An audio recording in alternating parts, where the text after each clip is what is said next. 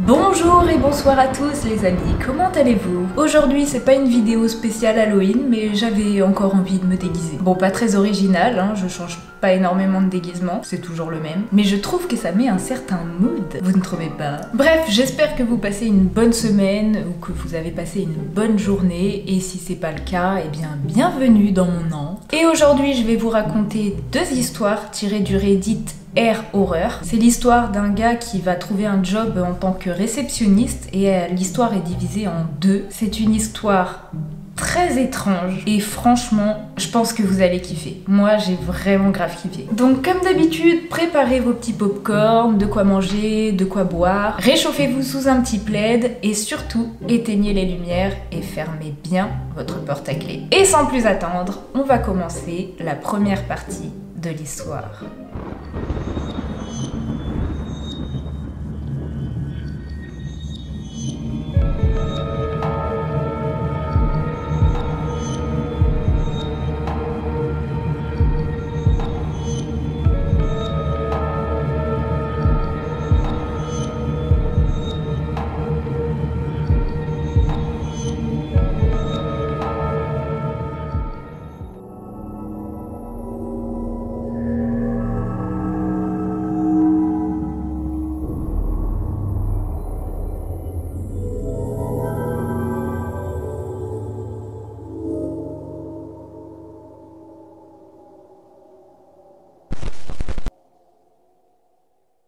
Bonsoir à toutes et à tous. Je vous écris car je ne sais pas trop quoi faire. Un petit peu de contexte. Je m'appelle Samuel, j'ai eu 18 ans il y a quelques mois, j'étais sans emploi jusqu'à très récemment. Hier, à vrai dire. Si vous trouvez étrange qu'un gars de 18 ans travaille déjà, je dois vous avouer que je n'en branlais pas une au lycée. Et j'ai réussi à obtenir mon bac au rattrapage. 10 sur 20, tout rond. Et je suis sûre que le prof qui m'a fait passer mon oral d'anglais au rattrapage m'a donné la moyenne car il a eu pitié de ma situation. Autant vous dire que Parcoursup et moi, ça n'a pas été l'histoire d'amour du siècle. En fait, je n'ai rien obtenu de ce que je voulais. Je me suis retrouvée en septembre à n'avoir rien à faire. Ça n'a pas mis longtemps avant que je passe l'entièreté de mes journées et de mes nuits à jouer à la play. Mon paternel en a piqué une rage pas possible. Honnêtement, je le comprends un peu. Moi-même, je me serais foutu des baffes si j'avais pas eu autant la flemme. Bref, le padré m'a donné un ultimatum. Trouve une formation ou sinon tu dégages de la maison. Au bout d'un mois, j'avais Platinum Elden Ring, mais toujours pas trouvé de formation. Et un beau jour, je suis revenue chez moi pour trouver une valise avec mes affaires dedans. Ça a été la merde pendant quelques semaines. Heureusement, ma mère m'a accompagnée pour faire les démarches, CAF, etc.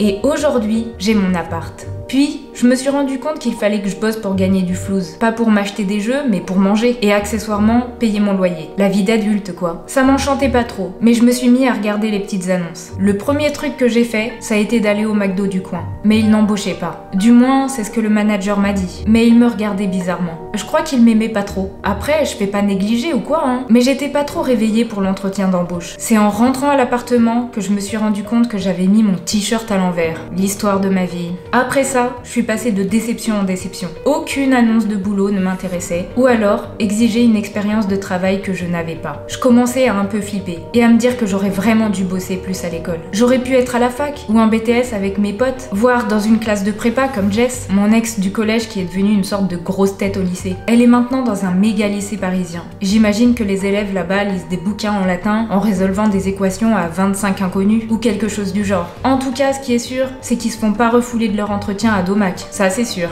Tout ça pour dire que c'était bien le beans. Le pater refusait toujours de m'accepter à la maison, il voulait que j'apprenne la vraie vie. Ok papa, c'est bon, j'ai pigé que c'était la galère. Maintenant je peux revenir pour les coquillettes jambon de maman? Non? Ok.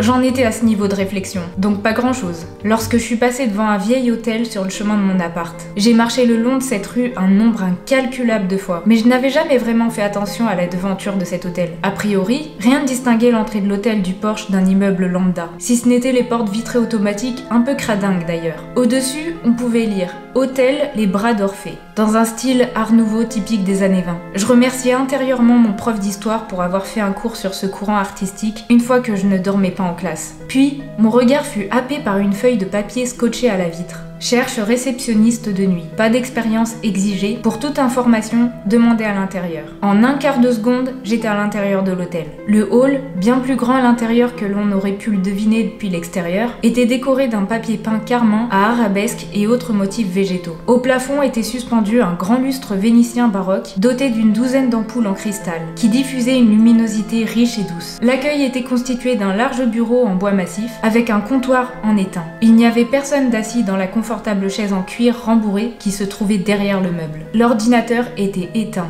Vers la gauche se trouvaient les portes d'un ascenseur. À ma droite partait un long couloir et, accroché sur le mur en face de moi, une pancarte avec une flèche indiquant « Bureau de la direction ». Je suis partie sur ma droite et je suis arrivée au bout du couloir. Une porte était ouverte et un vieil homme était assis derrière un bureau. Il était en train d'écrire dans ce qui semblait être un livre de contes. Je me suis raclé la gorge et j'ai tapé sur la porte. Le vieil homme, sans même lever les yeux, m'a fait un signe de la main, m'indiquant d'entrer. Je suis restée plantée là pendant quelques minutes, attendant que le vioc termine ses calculs ou je ne sais quoi. Puis, le vieux a levé la tête, fait une moue chelou et m'a dit de m'asseoir. « Vous êtes là pour le poste de réceptionniste de nuit ?» Oui, monsieur, je m'appelle Samuel. Honoré de faire votre connaissance. J'allais être poli comme jamais, il fallait que j'obtienne ce job. Est-ce que vous souffrez de stress ? J'avoue que je m'étais pas préparée à cette question, mais vu la situation absurde dans laquelle j'étais, j'éclate de rire. Ah non, monsieur, le stress, ça, je connais pas. Le vieil homme sourit légèrement, puis redevient sérieux. Bien, bien, il ne faut pas être sensible des nerfs pour travailler dans cet hôtel. Cela peut avoir des conséquences néfastes. Il ferme le livre de comptes et le range dans un des tiroirs de son bureau. Joignant ses mains sous son menton, il me fixe, d'un regard pénétrant que je trouve extrêmement désagréable. Vous êtes prêt à venir travailler ici tous les soirs, de 20h à 6h du matin, du lundi au vendredi ? Oui. J'imagine que vous n'avez pas d'expérience préalable. Je me trompe ? Non, monsieur. Mais je suis très motivée à l'idée de travailler ici. Et pour quelle raison un jeune homme tel que vous souhaiterait passer ses nuits dans ce vieil hôtel ? Le vioc tape juste. Je décide donc de jouer la carte de l'honnêteté. Pour tout vous avouer, mon père m'a mis dehors et je dois assumer mes dépenses et subvenir à mes besoins. J'ai besoin de ce job. De la franchise, c'est surprenant de nos jours. L'ancêtre s'affaisse dans le rembourrage de son fauteuil. Je vais être franc à mon tour. Je me nomme Adam Dutertre et je suis le propriétaire de cet hôtel depuis plusieurs décennies. Je m'occupais de la fonction de réceptionniste de nuit personnellement, mais j'ai dû arrêter cette activité depuis peu, à cause d'une condition médicale sur laquelle je ne m'étendrai pas. Il vous suffira de savoir que vous n'êtes pas le premier à candidater pour ce poste, ou même à l'obtenir. Mais je suis à la recherche de quelqu'un qui prendra ce job, comme vous dites, sur la longueur. Ne vous inquiétez pas pour ça, monsieur. Je compte bien obtenir le poste et rester. Longtemps. Vous avez l'air particulièrement jeune. Êtes-vous majeur au moins ? J'ai 18 ans et 6 mois. Le travail de réceptionniste de nuit, dans cet hôtel particulièrement, est un poste on ne peut plus important. Il faudra que vous restiez éveillé toute la nuit. Je vous paierai 2300 € par mois. Cela vous convient-il ? Je n'en crois pas mes oreilles. 2300 balles pour faire le piquet derrière un ordinateur toute la nuit ? Ouais, ça me convient grave. Enfin, je veux dire, ça me convient énormément. Une dernière chose, et pas des moindres. Dutertre se penche et sort une enveloppe d'un des tiroirs de son bureau. Voici une liste d'instructions à suivre à la lettre. Il insiste sur ces derniers mots. À la lettre. Lisez-les bien attentivement une fois que vous serez rentré chez vous. Et si vous êtes toujours prêt pour le poste, présentez-vous demain, un peu avant 20h, avec cette missive signée de votre main. Avez-vous bien compris ? Je hoche la tête en souriant benoîtement. Pour être sincère, je pensais surtout aux 2000 balles et quelques qui allaient se retrouver sur mon compte en banque à la fin du mois, et de quelle manière j'allais pouvoir les dépenser. Je saisis l'enveloppe. À demain, monsieur Dutertre. À demain, Samuel.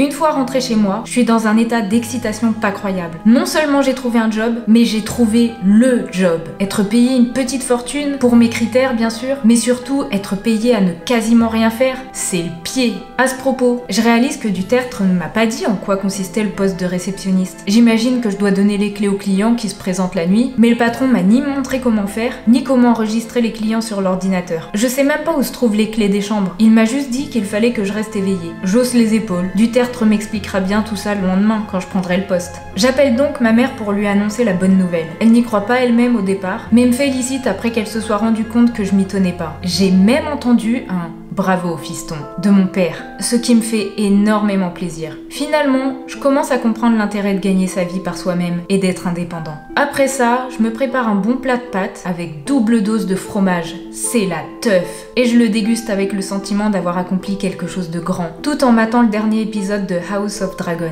Désolée pour l'accent. Désolée. Après avoir bien mangé, je suis en train de bâiller et je me dis qu'il faut que j'aille me coucher. Lorsque je me souviens de l'enveloppe que m'a donnée du tertre, je l'ouvre et je lis ce qui suit. Madame, monsieur, cher candidat au poste de réceptionniste de nuit à l'hôtel Les Bras d'Orphée. Les instructions qui suivent doivent absolument être appliquées dans l'exercice de votre fonction. 1. Ne jamais et sous aucun prétexte s'endormir dans l'enceinte de l'établissement lorsque la nuit est tombée. 2. La cuisine ne fonctionne pas pendant les horaires nocturnes. Si un plat arrive par le monte charge, ne pas le toucher, en mangeant aucun aliment, ou l'apporter à un occupant de l'hôtel. 3. L'hôtel Les Bras d'Orphée ne possède pas d'escalier. N'utilisez que l'ascenseur pour monter et descendre des étages. Si l'ascenseur est en panne, appelez le numéro suivant, 06... Attendez que le réparateur arrive. Ne prenez jamais d'escalier. 4. Au cas où l'occupant de la chambre 306 vous contacte, ne montez jamais à sa chambre. Il n'y a pas d'occupant dans la chambre 306 et celle-ci est fermée au public. 5. Si vous entendez des murmures provenant des toilettes dans le couloir menant au bureau de la direction, ne répondez pas, même s'il vous appelle par votre nom ou que vous reconnaissez la voix. 6. Si un client se présente à l'accueil au nom de Hubert Dulac, baissez les yeux et ignorez-le. Il partira de lui-même après quelques minutes. Ne l'accompagnez en aucun cas jusqu'au réfectoire. 7. Si vous sentez une présence menaçante derrière vous, ne faites pas de gestes brusques. Levez-vous et marchez en direction de la sortie. Ne courez pas. Attendez sur le trottoir jusqu'au petit matin. 8. Dans le cas où une petite fille se présente à l'accueil, rassurez-la et dites-lui que sa mère va la chercher et qu'elle devrait aller l'attendre au sous-sol. Ne jamais accompagner la petite fille au sous-sol. L'hôtel Les Bras d'Orphée ne possède par ailleurs pas de sous-sol. 9. Si le téléphone sonne à exactement 3h06 du matin, ne répondez pas. La signature de ce document par le candidat vaut acceptation des instructions et du contrat entre celui-ci et la direction. En cas de non-respect des instructions exprimées ci-dessus, la direction décline toute responsabilité quant aux conséquences potentielles. Signature du candidat, signature du responsable, Monsieur Adam Dutertre. Liste non exhaustive. Infirmité, perte de santé mentale, disparition, décès. Je repose la lettre. Tout d'un coup, je n'ai plus du tout envie de dormir. Est-ce que c'est une gigantesque blague? Est-ce que Dutertre se fout de moi? J'étais si content d'obtenir ce boulot. Et maintenant, j'ai l'impression que c'est une énorme perte de temps. Donc voilà pourquoi j'écris ce poste. À votre avis, dois-je signer cette lettre et me présenter demain à l'hôtel? Merci de vos conseils avisés, cher réditeur. J'ai besoin de votre aide. Samuel.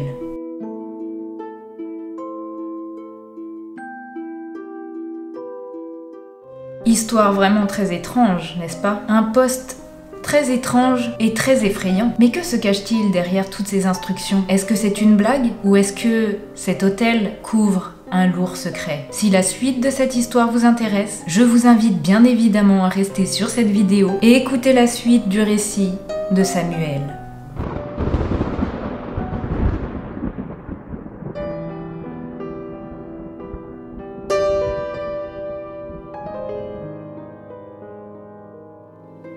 Bonjour à toutes et à tous. J'ai accepté de signer le contrat pour devenir réceptionniste de nuit. Je ne vous ai pas tenu immédiatement au courant. Tout d'abord parce que premièrement, c'est un job de nuit et je me suis rendu compte que j'avais vraiment besoin de dormir la journée, pas l'habitude de bosser. Et deuxièmement, après ce qui s'est passé vendredi, j'avais besoin de calmer mes nerfs. Je vais tout vous expliquer, mais revenons tout d'abord un peu en arrière. Mardi soir, un peu avant 20h, je me suis pointée à l'hôtel Les Bras d'Orphée avec la lettre signée. Monsieur Dutertre m'attendait à l'intérieur, assis derrière le bureau de l'accueil. « Vous êtes donc un homme de parole, Samuel », me dit-il, alors que je lui tendais la lettre qu'il m'avait remise la veille, maintenant signée de ma main. Je vais vous expliquer en quoi consistera votre travail. Dutertre se lève et me montre les bases. Où se trouvent les clés, comment enregistrer les clients, où sont les plombs pour l'électricité, la lampe torche, etc. Il me fait un rapide tour de l'hôtel et de ses 3 étages. Le patron m'a aussi dit qu'il fallait que j'en fasse un tour rapide chaque nuit, environ 2 ou 3 fois, pour vérifier qu'il n'y ait pas de problème.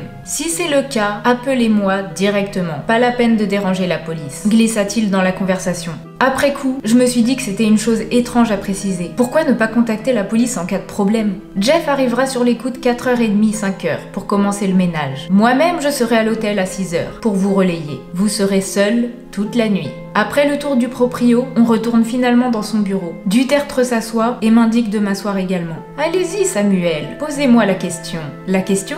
Oui, celle qui vous brûle les lèvres depuis que vous avez paraphé votre contrat. Le patron voulait bien évidemment parler de la liste de règles à suivre dans la lettre que j'avais signée. Ces instructions, c'est une sorte de bizutage? Non, absolument pas. L'aïeul fait une longue pause, comme s'il devait choisir ses prochains mots avec précaution. Il est essentiel que vous suiviez ces règles à la lettre, comme je vous l'ai déjà dit. Je sais qu'elles paraissent excentriques, mais elles ont toute une raison d'être. Croyez-moi, votre santé, votre vie en dépendent. Ok. Peut-être que vous n'aurez pas à les mettre en pratique. À vrai dire, il ne se passe généralement pas grand-chose dans cet hôtel. Mais gardez-les en tête, toujours. Dutertre regarde sa montre. Il est 20h passées. Je vais maintenant vous laisser. S'il y a quoi que ce soit, vous pouvez me joindre sur mon portable. Je dors peu avec l'âge. Bon courage, Samuel. Quelques minutes après, le vieux part. Et je me retrouve tout seul, derrière l'accueil de l'hôtel, les bras d'Orphée. Pour être franc, je commence à me faire chier au bout de 10 minutes. Il se passe rien, et en fait, il ne s'est pas passé quoi que ce soit de cette nuit-là. À part 1 ou 2 clients un peu éméchés qui sont arrivés vers 1h du mat. Vraiment, je regrettais de pas avoir amené ma Switch. J'ai passé la nuit à jouer sur mon portable et à regarder des vidéos YouTube. Mais sur les coups de 5h, un grand mec dégingandé, aux cheveux bruns en pagaille et habillé d'un bleu de travail est entré. Il portait un grand sac et un balai à franges. Il m'a regardé bizarrement. Noémie est pas là? Bonsoir, ou plutôt bonjour. Moi c'est Samuel, je suis le nouveau réceptionniste de nuit. Je ne connais pas de Noémie. Ouais, salut, Jeff. Et on se serre rapidement la main. Il a vraiment une poigne assez forte. Traduction, il m'a broyé la main. Noémie, c'est la réceptionniste. Ou c'était. Je savais pas qu'elle avait été remplacée. Ah, j'ai commencé cette nuit en fait. Et là, je peux voir que Jeff est un peu perturbé de me voir à la place de cette Noémie. Je change de sujet. Monsieur Dutertre m'a dit que vous alliez venir vers 5h. On peut se tutoyer, mec. Ah ouais, le vieux, il t'a dit ça?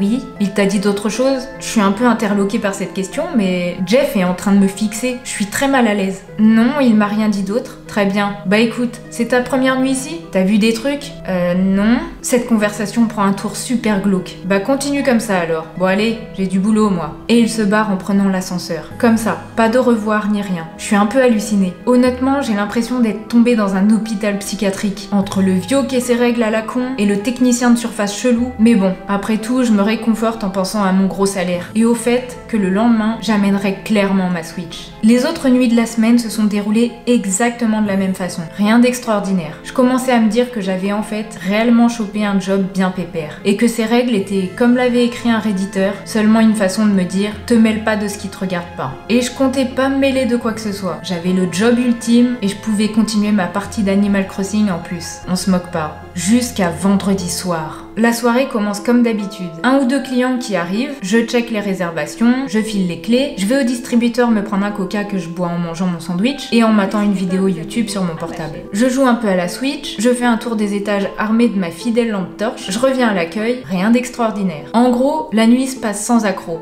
Et à un moment, je décide de refaire un tour des étages. Principalement parce que je sens que je commence à m'endormir et qu'il faut que je bouge. Je prends l'ascenseur et je vais jusqu'au 3e. Il faut que je vous explique que la cage d'ascenseur arrive au milieu du couloir et que celui-ci part ensuite à gauche et à droite. Puis encore à droite, formant une sorte de L. Je vais d'abord à gauche, rien à voir, puis je longe le couloir sur ma droite, jusqu'au bout du L. Il n'y a aucun bruit. No problemo, good to go. Je retourne à l'ascenseur et j'appuie sur le bouton d'appel. Mais le bouton ne s'allume pas. Je réappuie sur le bouton, mais toujours rien. L'ascenseur n'ouvre pas ses portes. Merde! Une panne d'ascenseur. Fallait que ça me tombe sur la tronche. Et là, je me souviens d'une des instructions de Dutertre à ce propos. Je dois appeler le réparateur. Je veux saisir mon portable dans ma poche, mais je me rends compte à ce moment-là que je l'ai oublié en bas, à l'accueil, en train de charger. J'ai trop regardé de vidéos YouTube et il n'y a plus de batterie. Bref, je suis coincée au 3e étage, sans aucun moyen de prévenir qui que ce soit. Je me mets à faire les 100 pas, sans trop faire de bruit pour ne pas déranger les occupants, même si j'ignore combien de personnes sont à cet étage à ce moment-là. Je refais le couloir en L et, en passant le coin, un frisson me parcourt la nuque. Comme si une main glacée se pose sur ma colonne vertébrale. Devant moi, au bout du couloir que je venais de parcourir même pas 2 minutes auparavant, est apparue une cage d'escalier. Il n'y a pas d'escalier dans l'hôtel. Ça fait 4 jours que je bosse ici et j'ai fait des tours d'étage plein de fois. Je devais prendre l'ascenseur à chaque fois, car justement, il n'y a pas d'escalier. Et pourtant, j'ai bien devant moi une cage d'escalier. Je pose ma main contre le mur et ma tête tourne tout d'un coup. Qu'est-ce qu'il est en train de se passer là? Je retourne à l'ascenseur et j'appuie comme un abruti sur le bouton d'appel. Les portes refusent toujours de s'ouvrir. Je regarde ma montre et il est 3h06 du matin. J'ai encore au moins 2 heures à tirer avant que Jeff se pointe et peut-être se rende compte que je ne suis pas à l'accueil. Je peux pas rester ici. Le problème, c'est que je me souviens des instructions, notamment celle qui dit « Ne prenez jamais d'escalier ». Mais je n'ai pas le choix. Je me dirige vers la cage d'escalier. C'est des escaliers, tout ce qu'il y a de plus normal, mais il n'y a pas de lumière. La cage est totalement plongée dans l'obscurité. Je tâtonne contre le mur pour trouver l'interrupteur, mais j'en trouve pas. Je prends mon courage à une main et ma lampe torche dans l'autre, et je commence à descendre les marches. Un niveau, puis un autre. J'arrive à l'étage numéro 2. Je balaye le mur devant moi avec la lumière de ma lampe torche, et il n'y a pas de porte. Étrange, putain, j'aime pas ça. Peut-être que la cage descend jusqu'au rez-de-chaussée? Je continue à m'enfoncer dans les ténèbres. Un autre niveau, puis un autre niveau. J'arrive au premier étage. Là non plus, pas de porte. Ok, je me dis que là, je vais descendre encore d'un étage qui correspond cette fois au rez-de-chaussée. Il doit bien y avoir une porte à ce niveau-là. Je continue ma descente. Arrivé au rez-de-chaussée, ma lampe torche éclaire un mur parfaitement lisse. Aucune porte. Par contre, je vois que les escaliers continuent à descendre. Est-ce que je me suis trompée? Est-ce qu'à force de prendre l'ascenseur, j'ai mal évalué les distances entre les étages? Je veux dire que peut-être pour un étage parcouru par l'ascenseur, je dois en dévaler 2. Mais pourquoi je suis pas tombée sur la porte du 2e étage alors? Est-ce que je dois continuer à descendre? Je suis complètement plongée dans les ténèbres, dans des escaliers qui ne sont pas censés exister, avec pour seule source de lumière ma fidèle lampe torche. Je flippe grave, je peux vous le dire. Je continue à descendre, toujours pas de porte. Arrivé à l'étage inférieur, toujours pas de porte. Un autre étage, un mur complètement lisse. Aucune indication sur l'étage. Je suis logiquement en dessous du niveau de la rue. Et c'est à ce moment-là que j'entends. Au début, j'arrive pas à comprendre ce que j'entends. Le son est lointain, mais en tendant l'oreille, je comprends et ma gorge se serre. C'est un grognement, rauque, sourd, comme le bruit que pourrait faire un animal. Il provient des étages inférieurs. À ce moment-là, je commence à faire marche arrière. Je remonte les marches en essayant de faire le moins de bruit possible, mais le grognement se rapproche, se faisant de plus en plus évident et plus clair. Je me mets à remonter les marches 2 à 2 et je cours le plus vite possible. Le grondement de la bête, car c'est clairement une bête, se rapproche de moi de manière inexorable. Un étage, 2 étages, 3 étages, toujours dans l'obscurité la plus totale. À un moment, je tombe. Je m'affale sur les marches et je lance un regard vers le bas de la cage des escaliers. Et là, je peux voir nettement des yeux jaunâtres, taillés en amande, se lever vers moi. Seulement 2 niveaux nous séparent. Je me mets à hurler, puis je me lève et je me remets à courir, montant les marches le plus vite possible. Un étage, un autre étage, un étage, un autre étage. Mais le grondement derrière moi se fait de plus en plus fort. La bête est en chasse et je suis sa proie. Puis, je vois de la lumière. Je suis enfin arrivée au 3e étage. Enfin, celui que j'avais quitté à l'origine. Je trace pour quitter cette cage d'escalier et je me précipite vers l'ascenseur. Allez, putain! Je hurle en appuyant de toutes mes forces sur le bouton d'appel. Vous ne pouvez pas imaginer ma joie lorsque le bouton s'allume et que les portes s'ouvrent. Je plonge presque dans l'ascenseur en appuyant sur le bouton du rez-de-chaussée. Alors que les portes de l'ascenseur se ferment si lentement, je peux voir une ombre immense se dessiner sur les murs du couloir et j'entends un dernier cri de la bête. Arrivé au rez-de-chaussée, je m'assois sur le fauteuil de l'accueil, épuisée. Je peine à reprendre ma respiration. Que vient-il de m'arriver? Je suis en train de devenir fou ou quoi? D'ailleurs, la porte d'entrée automatique de l'hôtel s'ouvre et Jeff rentre. Je jette un œil vers l'horloge. Il est 5h04 du matin. Presque 2 heures de temps réel venaient de s'écouler. Mais pour moi, j'ai eu l'impression qu'une dizaine de minutes se sont passées maximum. À voir ma tête, il s'approche et me tapote l'épaule. Ça va, mec? Je réponds pas. Je pense que je suis en état de choc. C'est peut-être pas le moment, mais j'ai une info à te donner. Et je pense qu'il faut que tu sois au courant. Et c'est pas du tertre qui te le dira. Jeff pose son gros sac, l'ouvre et en tire une feuille de papier froissé. Il la pose sur le bureau, juste devant moi. C'est un avis de recherche pour une jeune femme brune. Son nom est écrit en majuscule. Noémie Morneau. Elle a disparu depuis 1 semaine et sa famille la recherche activement. C'était elle, Noémie, me dit Jeff, l'ancienne réceptionniste de l'hôtel, celle que tu remplaces. Je prends la feuille et je n'arrive pas à comprendre ce que Jeff me dit. Bref, fais gaffe à toi, mec, et bon courage pour lundi soir. Pourquoi lundi soir? Parce que lundi, c'est le 31 octobre, le jour des morts.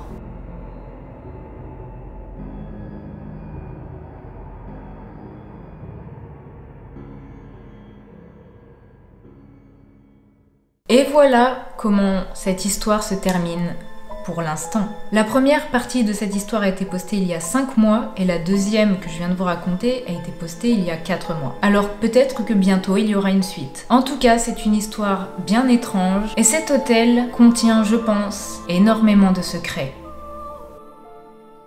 En tout cas, j'espère que la vidéo et ces histoires vous auront plu. Moi, j'ai adoré.